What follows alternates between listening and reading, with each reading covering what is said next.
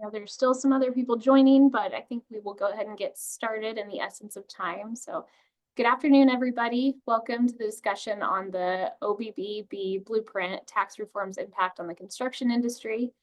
I am Sarah Hammond, a tax partner in the KSM Construction Services Group and Business Advisory Group. I will be leading us through the webinar today. I'm joined by 5 of my other colleagues that you will see on screen here, and I will share more about them as they present. But before we get started, I wanted to go ahead and share a few housekeeping notes.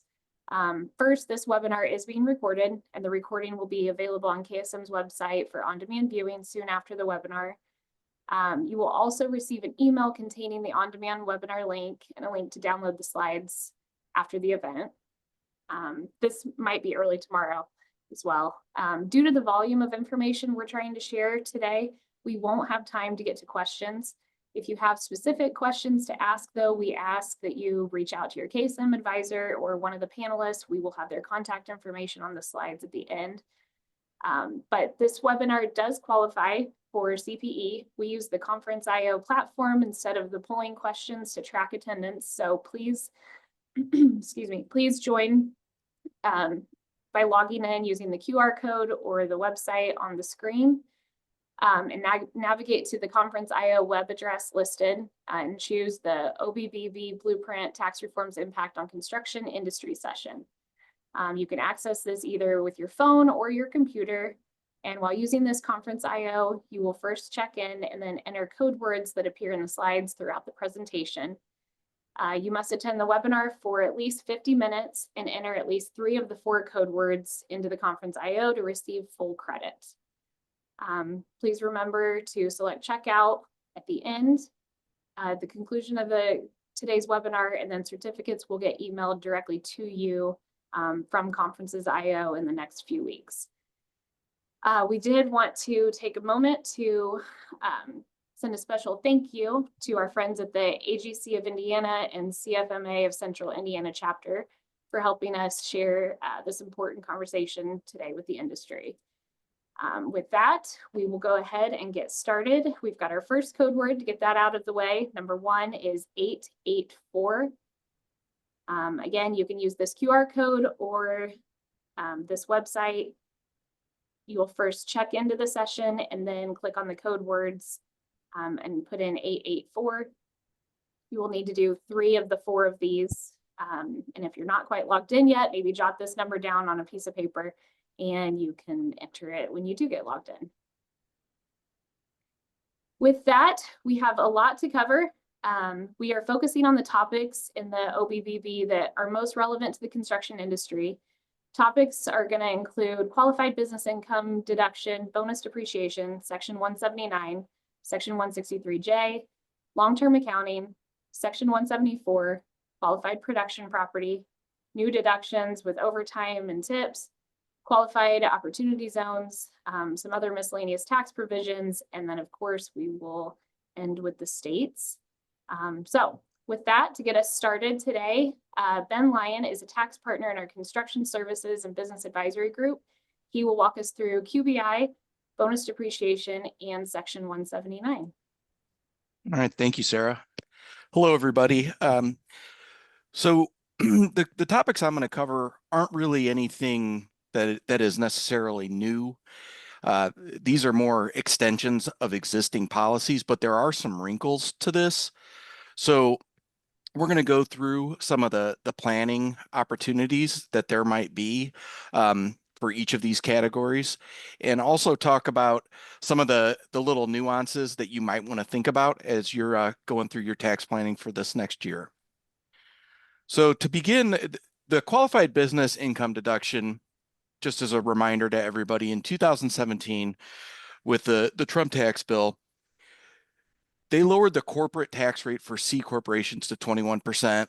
So there had to be some sort of offset to ownership in pass-through entities like S corps and partnerships to keep those rates at a similar level, or you could have potentially had a bunch of entities switching to C corps and vice versa. So the solution was to give owners of pass-through entities the ability to deduct up to 20% of their taxable income that they received on K-1s from their ownership in these pass-through entities.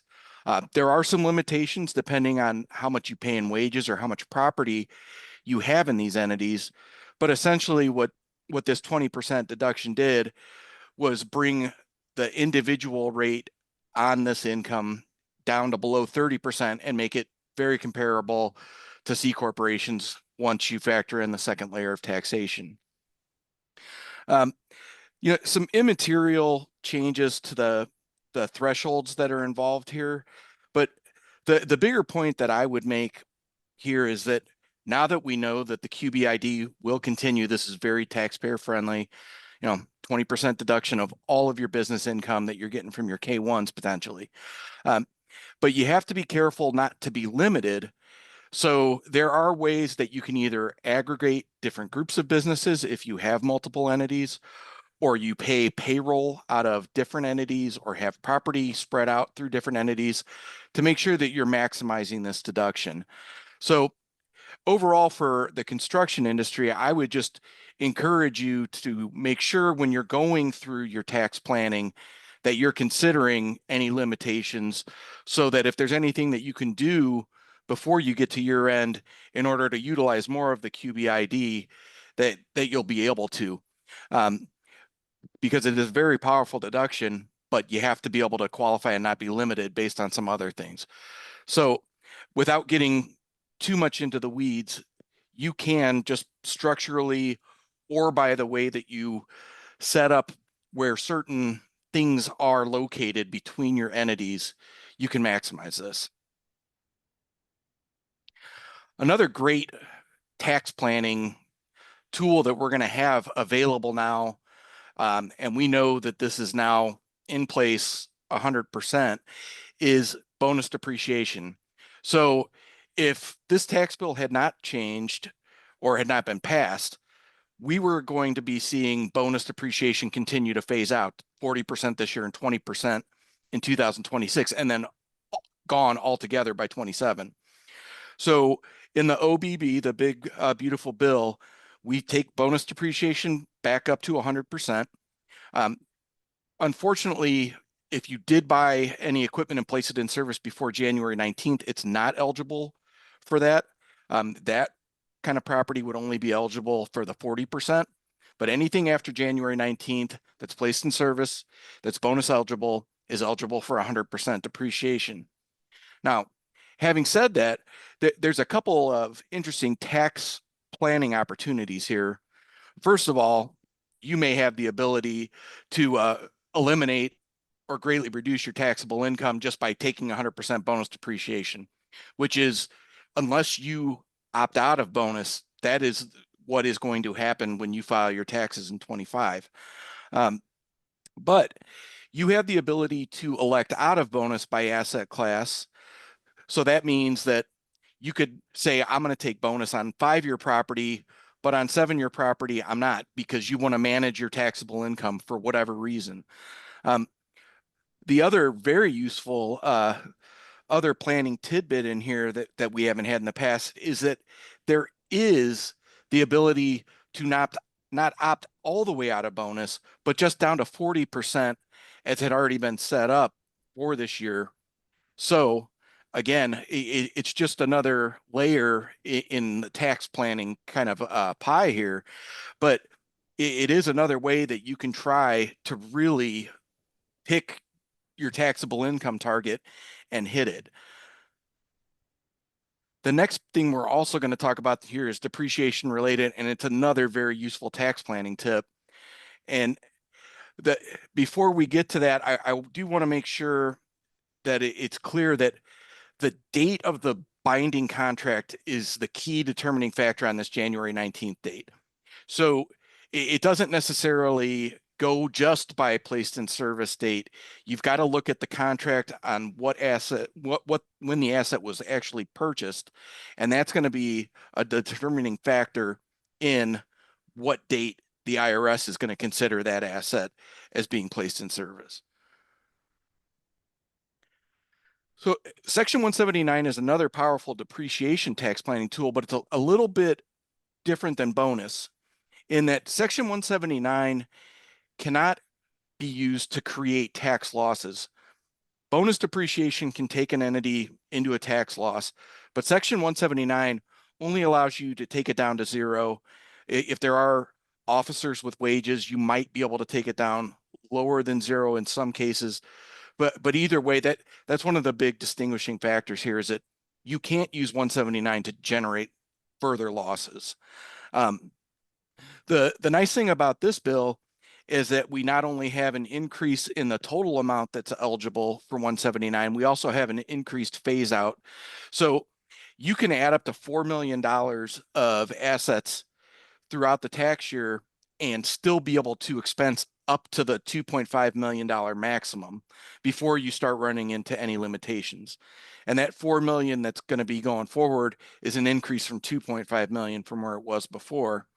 And also the expensing amount available is an increase from 1 million to 2.5 million.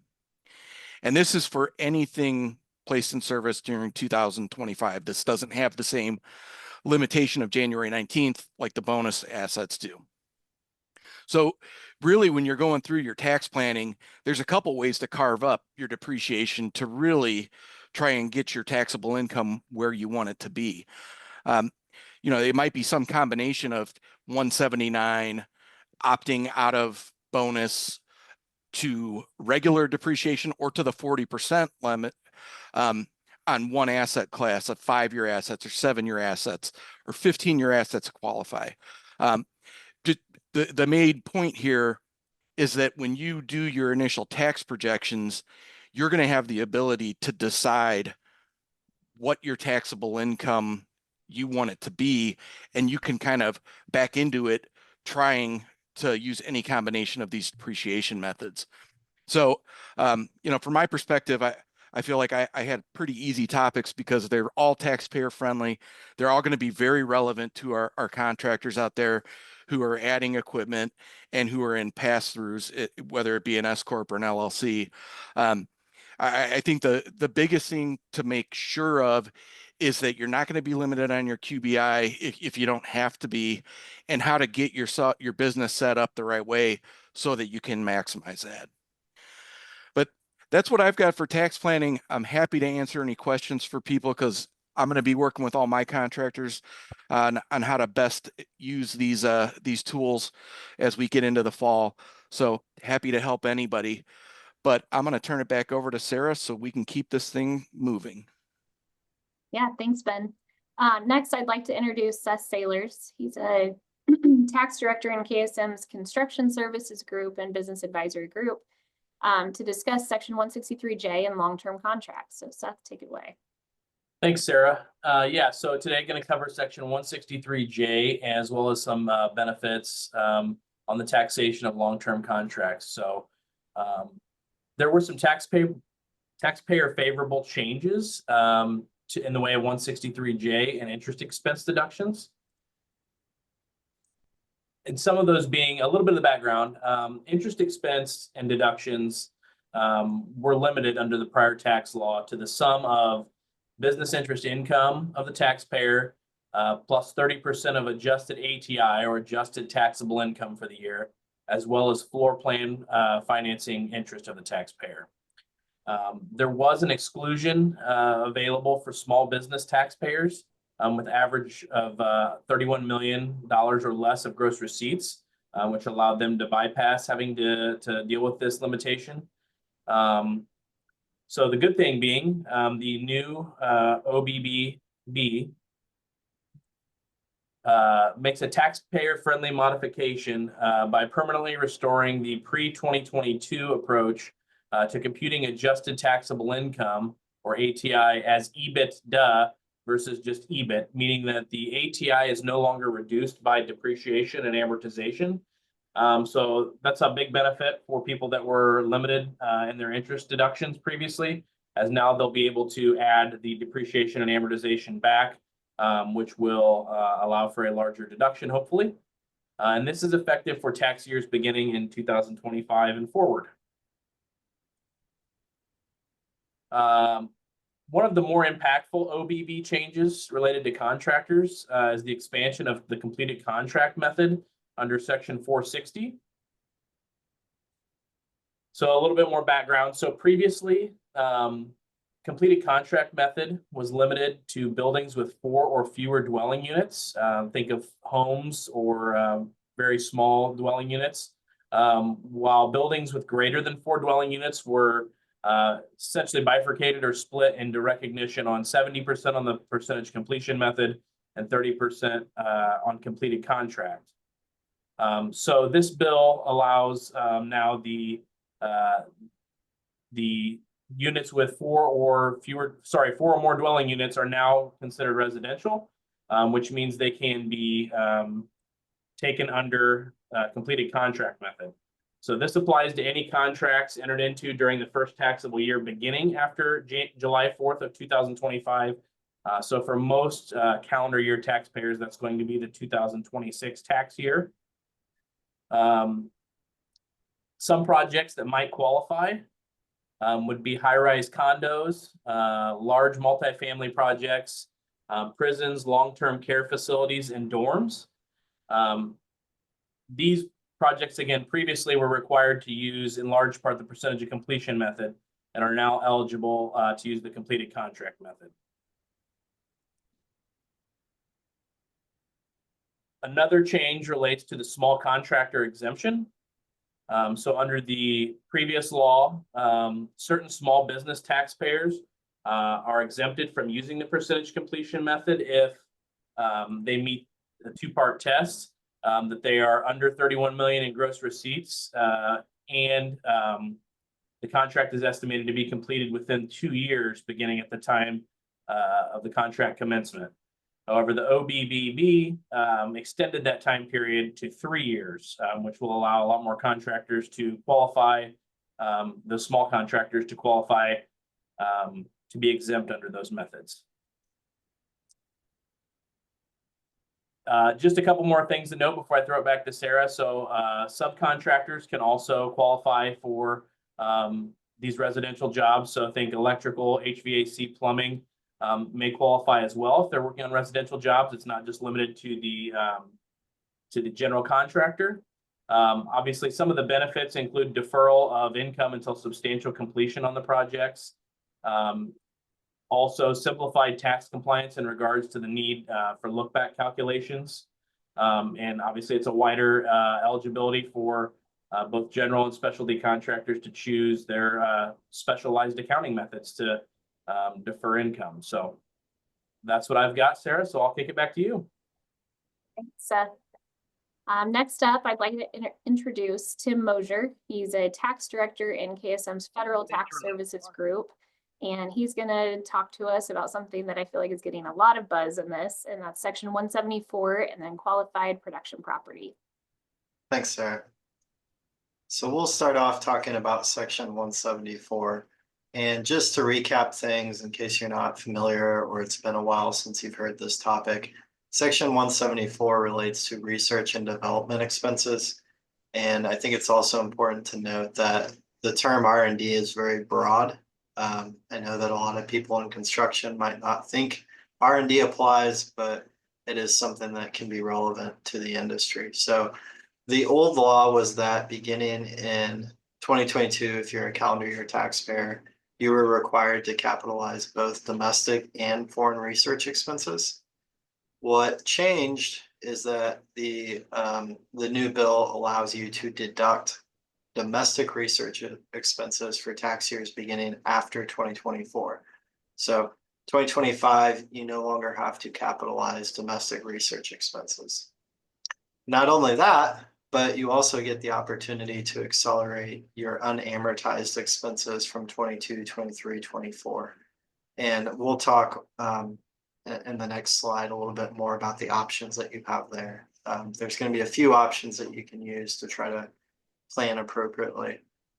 Lastly, there is an exception for small business taxpayers where you may be able to go back and amend, opposed to taking the catch-up deduction in 2025. So in later slides, we'll talk through that in a little bit more detail. So let's drill in and talk about 2025 first. So as I mentioned on the previous slide, in 2025, we go back to deducting. It's important to note, though, that this only applies to domestic research expenses. I don't see a ton of contractors having foreign research expenses. You might see it a lot in like the technology space where they have offshore developers. So hopefully that doesn't cost too many people in this industry paying. So, but it's important to note foreign expenses still are required to be capitalized. And then there is some flexibility. You could still capitalize research expenses. Generally speaking, you're not going to want to do that, but there are some situations where it could make sense. So that's 2025. For the unamortized costs, so the costs that we still have capitalized at the beginning of 2025 from a tax perspective, you have three options. You can deduct those during the current tax year, or current tax year being 25. You can deduct them equally over 25 and 26, or you could continue to amortize them over the life of the asset. So I know a lot of times when we talk tax planning, there's kind of an initial default to think, hey, the biggest deduction is always the best option. Why would I do anything other than option number one here? We'll have an example here in a few slides that kind of tries to walk through why, even though it might seem counterintuitive, option 2 or 3 could be a better result. And then for small business taxpayers, eligible taxpayers, you can elect to go back and amend tax returns for 22, 23, and 24. We are waiting on guidance from the IRS on kind of how practically this works. Eligible taxpayers are taxpayers that are not a tax shelter.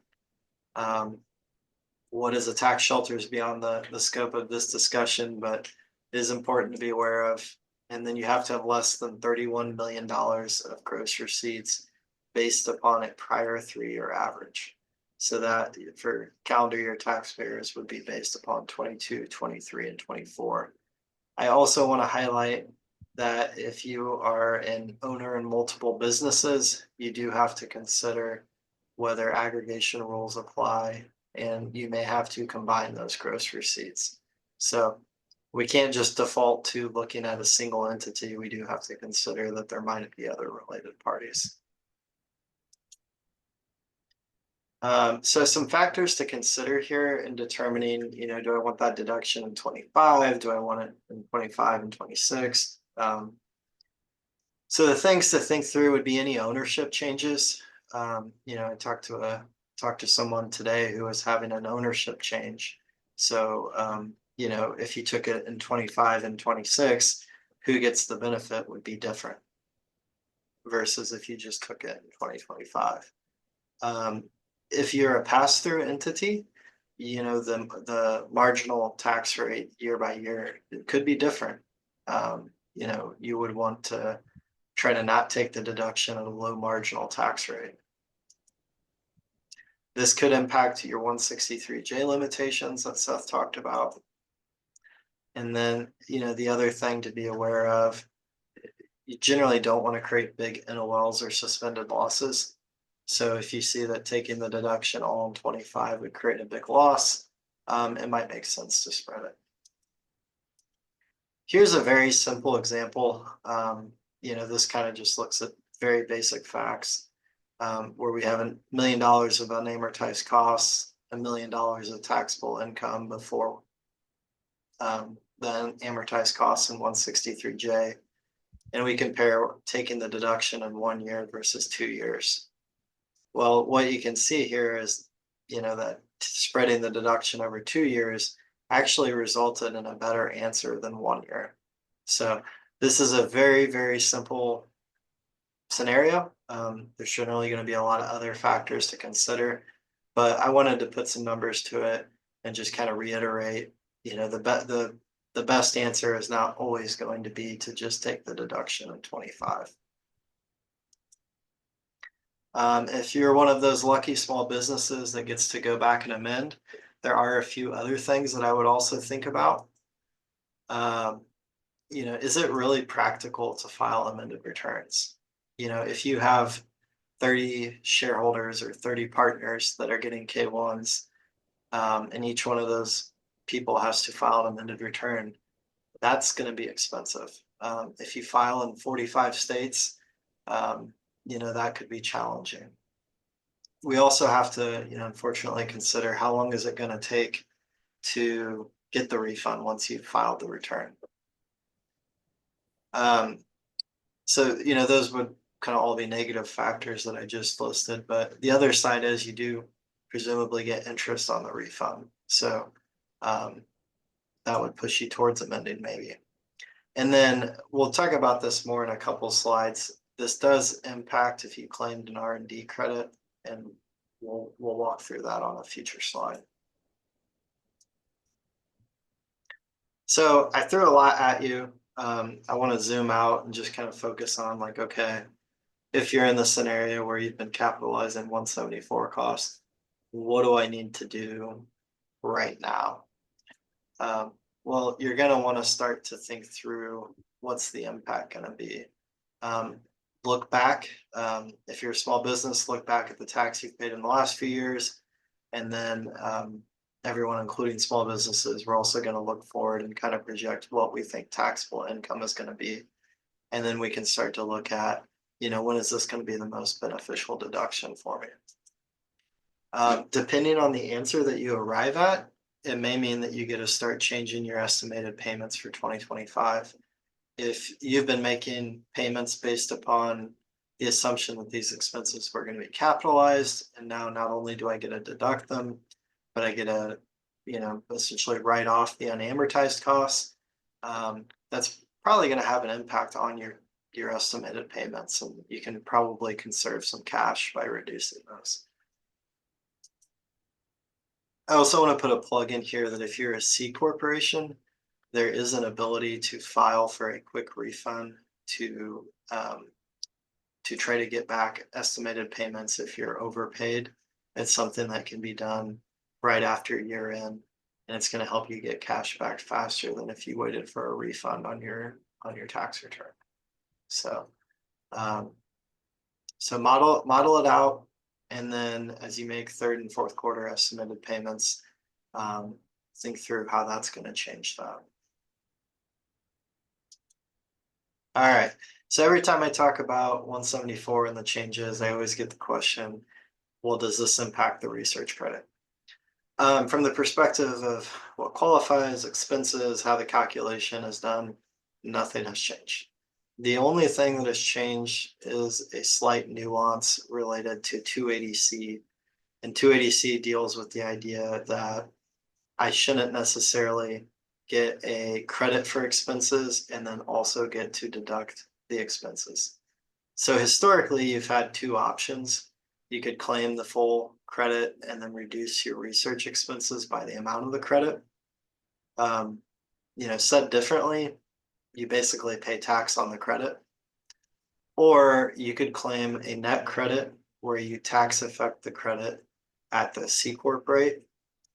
And I put some numbers up there. If you're a C Corp, it basically ends up in most cases in the same spot. If you're a flow-through entity, your rates might be different. But historically, that was kind of the rule. And then in 22, 23, 24, the law had changed so that you could take the full credit in some cases without reducing your expenses, making the credit more valuable. And they basically changed the rules to go back to how they were before you had to capitalize research expenses. So the catch is that if you're a small business taxpayer and you amend your returns, you have to apply this rule retroactively, which in many cases would be unfavorable. So just to recap there, no significant changes to the credit in terms of what qualifies, how the calculation is done. There's just kind of this nuanced item here around, do you get to take a full credit or a net credit? So before we move on to QPP, we're gonna have code word number 2, and that's 844. So make sure to enter into your conference IO platform, code word number 2, 844. All right, so we're gonna move on to qualified production property. In the news, you probably heard this referred to as the 100% expensing of manufacturing facilities. So unlike a lot of provisions in OBBB, this is something that's brand new. A lot of the changes were like extensions of things or making things permanent. This is one of the few things that's like truly something new. And essentially, this allows for 100% bonus depreciation for qualified production property. There are some dates that we want to be aware of. So this only applies to items that were placed in service after July 4th. And you also have to have, after July 4th, but before January 1st of 2031. So that's the first date you look at as the placed in service date. And then you also have to look at a construction date. And it's the same January 19th that been talked about earlier. So construction after January 19th, before January 1st, 2029. And then, as we talked about earlier in Ben's section, the written binding contract date is going to be key.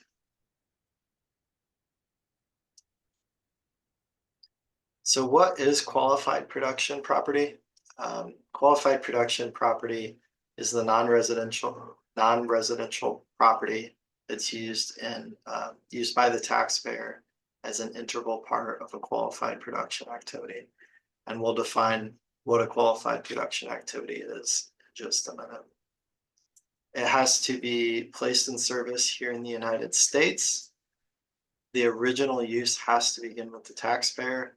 The caveat there is if you buy a building that hasn't been used for manufacturing within a certain time frame, and then you convert it to a manufacturing facility, that could qualify. So we are talking about not only new builds of manufacturing facilities, but this could also apply in situations where you're retrofitting. And then the taxpayer has to make an election for this section to apply.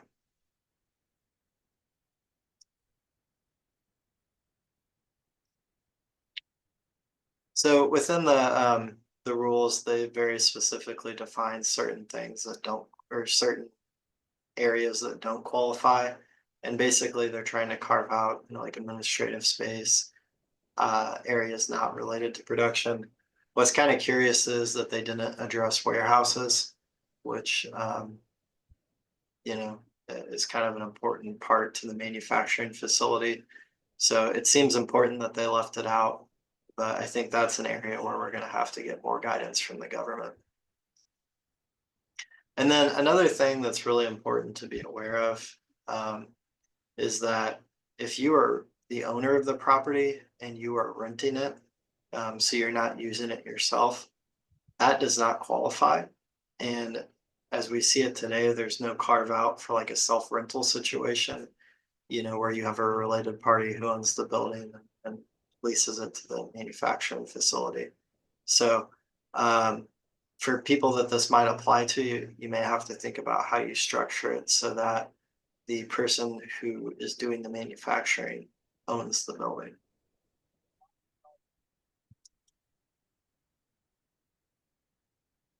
And then just defining what are qualified production activities. So we're looking at manufacturing, production, or refining of a qualified product, and there has to be substantial transformation. This will be another area where we need some guidance on, okay, what does that exactly mean? I think in a lot of cases, it'll be very clear. Yes, you're manufacturing something, but like, where's that line when you get towards like light manufacturing and assembly that'll need some guidance. So this is an exciting provision. I don't think there's really been an opportunity before to take bonus on real property like this. It may not have a ton of direct applicability in the construction space. you know, there are some construction companies that have a manufacturing arm, but I think this is going to be something that impacts the industry through, you know, a change in demand as there's now more incentive to build manufacturing spaces. So with that, I'll turn it back over to you, Sarah. Thanks, Tim. Our next presenter is Ryan Miller, a tax partner in our KSM's Federal Tax Services Group, and he's going to share some information on overtime deductions, QOZ changes, miscellaneous deductions that include ERC 1202 and SALT cap. So take it away. All right, thank you, Sarah. So, you know, there's a lot of talk about no tax on overtime, no tax on tips, and you know, I'll just note that describing these provisions that way is misleading. You know, a more accurate description here is there are new individual deductions for some overtime and some tips. And while these provisions do not provide any direct benefit to the employers, which I assume is this audience, there is an impact on payroll reporting that's worth mentioning. So the two provisions have a lot of similarities, and this slide applies to both the deduction for overtime and the deduction for tips. These are employee level individual income tax deductions that will be claimed on individual 1040s. They're temporary, so just for 2025 through 2028. They can be claimed without itemizing. They're subject to income phase out, and married taxpayers must file joint returns. So from an employer perspective, though, the overtime pay and tips are included in the employee's taxable W-2 income, the same as they always have been, and they're subject to all the payroll tax reportings, including subject to Social Security tax withholding. So these amounts are not exempt from income tax, and they're not exempt from payroll taxes. But where this does impact the employer is that employers will need to track qualified overtime paid and qualified tips included in the W-2 amounts so that the qualified amounts can be separately reported on the W-2s. So there is a new reporting burden imposed on employers, but at the end of last week, the IRS announced they're basically going to defer this reporting burden to 2026.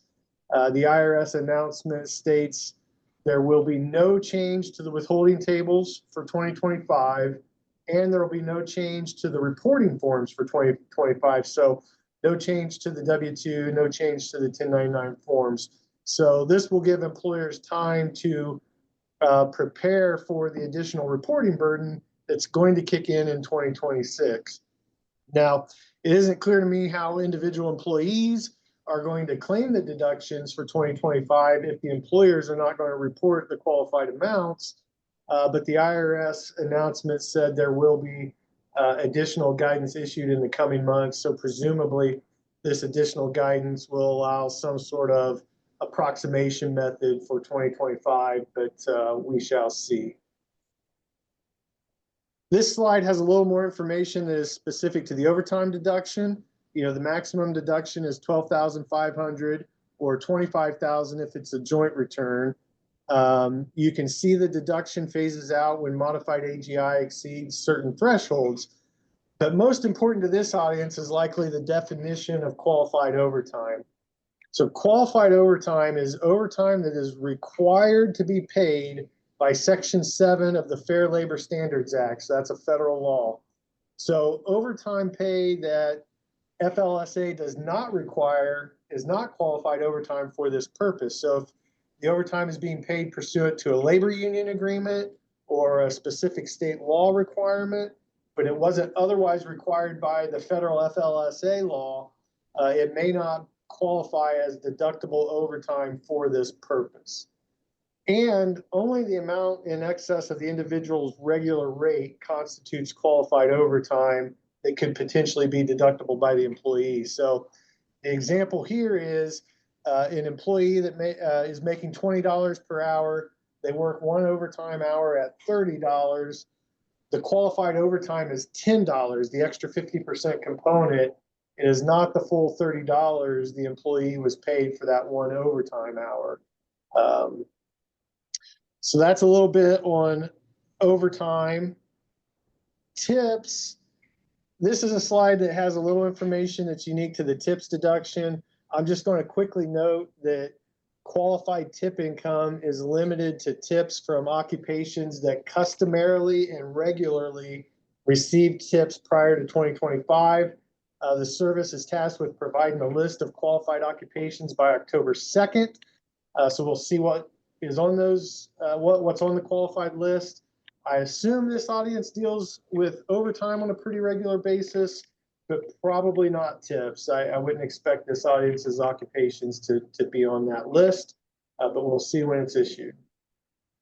So that was very, we're going to do a code word. So code word number 3 is 309. 309. Code word number 3. 309. All right. Now we're going to move to a handful of slides related to qualified opportunity zones, or QOZs. So QOZ is a regime that allows taxpayers to defer capital gain income by investing in certain projects that are located within qualified census tracts. This generally involves real estate investments in our practice, but it can include operating businesses in the right circumstances. Now, the existing QOZ program is coming to an end on December 31st, 2026. So those with existing QOZ investments may have capital gain income to recognize in 2026. OBBB did not change that, did not change the existing program. That stays in place. But what OBBB does provide for is a new kind of permanent QOZ program with respect to future investment opportunities. State governors can start proposing census tracts for certification starting July 1st of 2026. But effectively, the new QOZ program doesn't start until January 1st, 2027. So there's a little time yet before this expanded QOZ regime can be utilized. There's going to be a lot of commentary coming out and a lot of additional guidance coming out between now and January 1st, 2027. So we're not going to try to cover the granular details of the new QOZ regime today.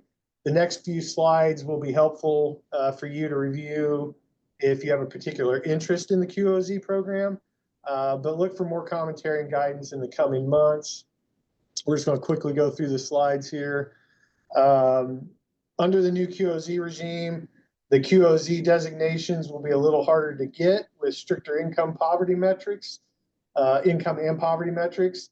And there's a 10% basis step up at the 5th anniversary. The benefits of the new program are going to be even more significant if the project is within a rural qualified opportunity fund. So this is a new designation that will be available to incentivize projects outside of major urban areas. And the new QOZ regime will freeze the gain exclusion after 30 years for long-term projects. More to come on QOZs in the coming months. Again, the new investment opportunities are not going to be available until 2027. Okay, that concludes a brief overview of QOZ, and we're going to move to a final blast of miscellaneous federal topics that could be important to you. The first one is maybe the most discussed topic among major media outlets, the SALT cap. So this is the individual itemized deduction for state and local taxes. So for any flow through structures out there, this may impact the owners. And after much negotiation, they settled on a temporary increase of the SALT cap from 10,000 to 40,000, available for 2025 through 2029. With small inflation adjustments after 2025. So the 40,000 is going to go up a little bit each year. But they also subjected the increase to an income phase out. So for anyone hoping to take advantage of the increased SALT cap, you need to be mindful of the income phase out, which starts once modified AGI exceeds 500,000. And I note on this slide that there are no new limitations on PTET deductions. So the value of PTET regimes continues on, and generally we would expect PTET to be more favorable than trying to rely on the increased SALT cap. Next is 1202 stock. So 1202 applies to certain stock issued by qualifying domestic C corporations. So the gain on disposition of qualified 1202 stock is excluded from income. So this can be a very powerful and very valuable exclusion when it applies. In fact, 1202 is valuable enough that it can be the deciding factor that encourages a C corporation structure when planning the structure of a new investment or when thinking about converting to a C corporation. It can be, under the right circumstances, of course. There are a lot of rules that require careful analysis. It's a detailed and nuanced section, but you do want to make sure 1202 is at least considered in the structuring analysis when thinking about structuring new investments. The new law expanded the 1202 regime with respect to C corporation stock issued after July 4th of 2025. So it may apply in more situations going forward. The first expansion has to do with the holding period. So the 5-year holding period requirement is expanded to a 3-tier partial exclusion regime. So by providing, we're going to have a 50% exclusion for a 3-year holding period, a 75% exclusion for a 4-year holding period, and the full 100% exclusion at 5 years or more. So now we have 1202 benefits that kick in at a 3-year holding period instead of the 5-year all or none requirement. Second expansion, the maximum amount of gain that's eligible for the exclusion is increased from 10 million to 15 million, and the 10 times basis rule still applies. You get the greater of. And the third expansion, the gross asset limit at which a company can issue QSBS was increased from 50 million to 75 million.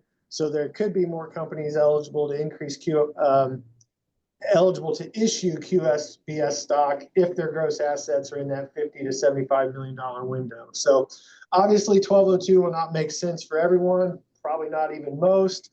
We still expect heavy utilization of flow-through structures, but proper analysis and consideration is important given the potential value.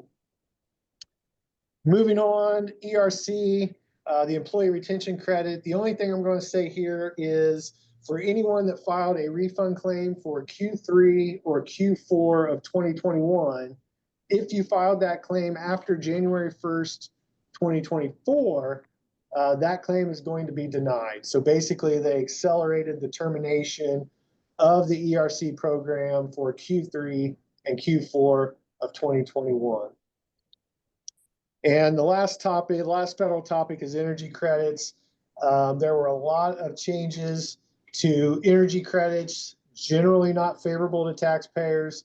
There are way too many energy credits to cover today. That's a whole webinar, a whole topic of its own.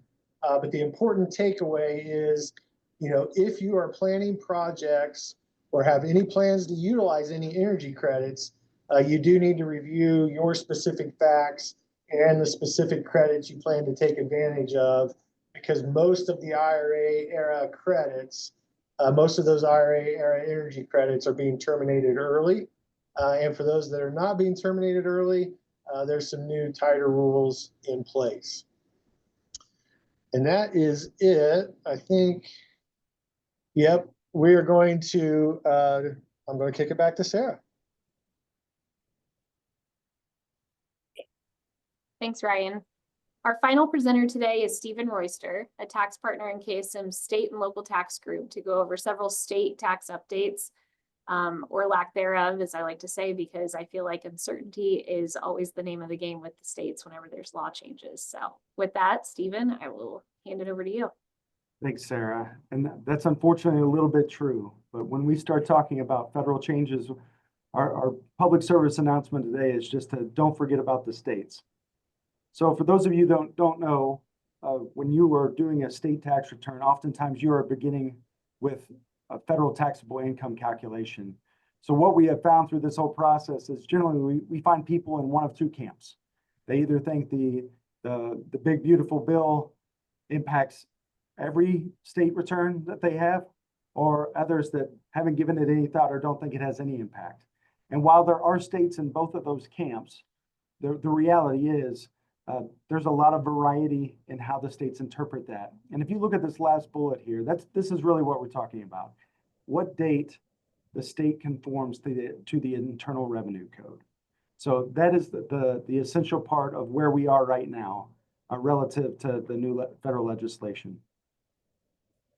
So for example, when we are looking at Indiana and Ohio, they have a conformity date on a very specific date. So as of that date, the Internal Revenue Code that is in effect is what they conform to. Okay, versus if you look at a New York, it has a rolling conformity.